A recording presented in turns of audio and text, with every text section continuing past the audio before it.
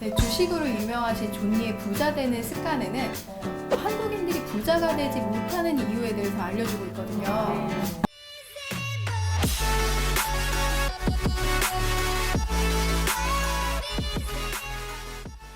안녕하세요. 올리 중톡입니다. 반갑습니다. 신이님 오랜만이에요. 네, 오랜만이에요. 네. 다들 잘 지내셨어요? 네. 너무 반가워요. 아, 정말요? 저는 금융기관에서 16년 동안 재직을 했고요. 우와. 현재는 금융 유튜버로 활동 중인 금고엄마입니다. 반갑습니다.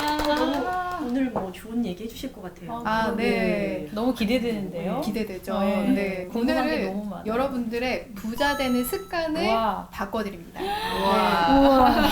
진짜 다 부자 될 수 있는 거예요? 네. 어. 주식으로 유명한 사람 하면은 떠오르는 인물 누가 있을까요? 한국에. 유튜브 보면 존니 네네 맞아요. 네. 음. 이분이 네. 최근에 발행하신 책을 보면은 네. 부자 되는 습관에 대해서 얘기를 해주고 있거든요. 이 세 가지에 대해서 주제를 한번 다뤄볼까 해요. 네, 주식으로 유명하신 존니의 부자 되는 습관에는 한국인들이 부자가 되지 못하는 이유에 대해서 알려주고 있거든요. 어떻게 생각하세요?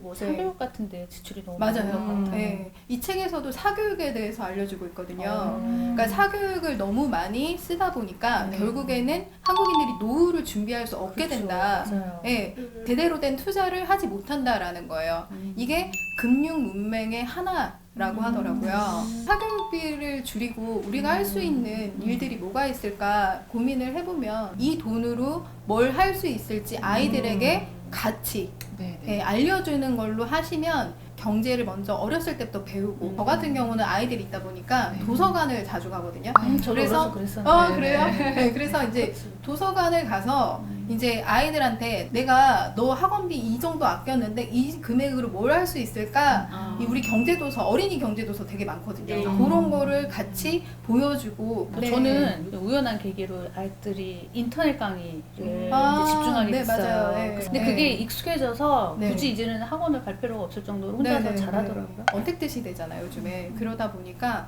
사실 인터넷으로 할 수 있는 것들이 많고 또 배울 수 있는 것들이 많거든요. 엄청 많죠. 네, 이런 걸 통해서 교육비를 좀 줄일 수 있는 방법들이 있지 않을까.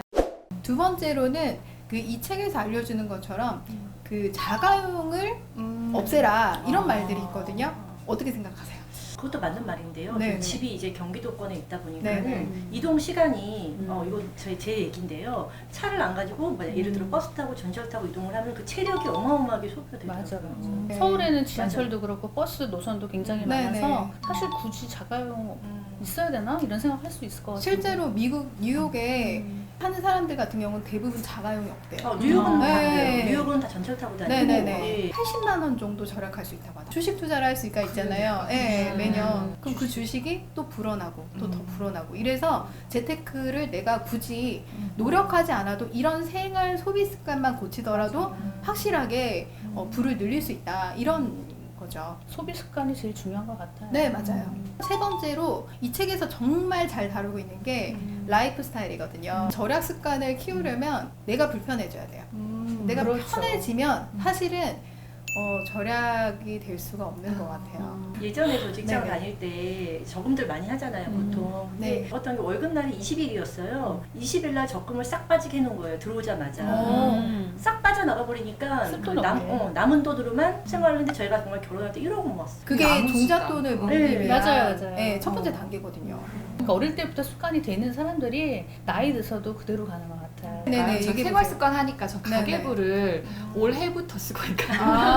네. 한번 보여드리면 이렇게 하루하루 그 항목별로 적어놔요. 이게 기록도 되고 한 달의 계획을 세우면서 네. 내가 고정 지출을 어떻게 하고 있는지 변동 지출을 어떻게 하고 있는지 고민하면서 고정 지출에서 줄일 수 있는 건 뭔지 네. 그런 것들도 고민해보게 너무 되고 통장을 최소 2개 이상 갖고 있는 게 그래서 좋아요. 있죠. 월급이나 수입이 들어오면 고정지출 금액에 얼마가 항상 빠져나간다. 예를 들어 100만 원 빠져나간다. 맞아요. 그러면 그 100만 원 빠져나가는 통장을 하나 만들어서 그 통장에다가 그 수입 들어오자마자 100만 원을 넣어놓고 나머지 금액이 변동 지출이 되잖아요. 네, 네. 그거를 다른 통장에 넣어놓고 그걸로 쓰는 거예요. 가장 좋은 방법이 뭐냐면 이 입출금 통장 중에서도 이자가 붙는 통장이 있어요. 네. 파킹 통장도 요즘 파킹 통장이 뭐예요? 큰 금액이든 적은 금액이든 넣었다 뺐다 하면서 이자가 매일매일 하루씩 붙는 거예요. 은행 가서 만들 수 있는 거예요? 네, 그럼요. 내가 거래하고 있는 은행 중에 뭐 A, B, C 은행이 있는데 이 중에 내가 C 은행을 거래하고 있는데 A 은행에 파킹 통장이 있다. 그러면은 옮겨볼 수도 있는 그렇죠. 거죠. 그렇죠. 예.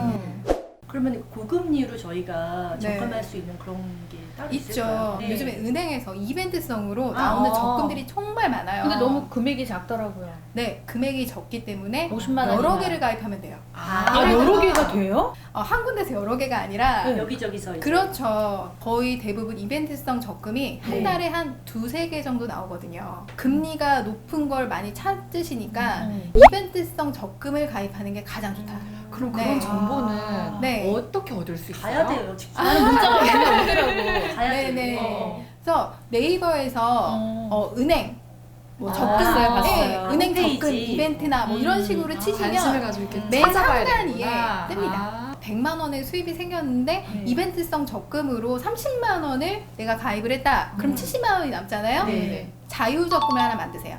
그래서 70만 원은 자유롭게 입금할 수 있는 자유적금에다가 네. 넣어놓으시는 그러니까 거죠. 저는 그렇게 하거든요. 정기적금 네네네. 있고 자율적금 있고. 네네. 그러면 이게 또 만기가 돌아오잖아요. 네네. 정기예금, 목돈으로 묶어놓는 거. 그것도 고금리에 가입할 수가 있어요. 네. 이금융권을 활용하시는 게 좋습니다. 아. 네.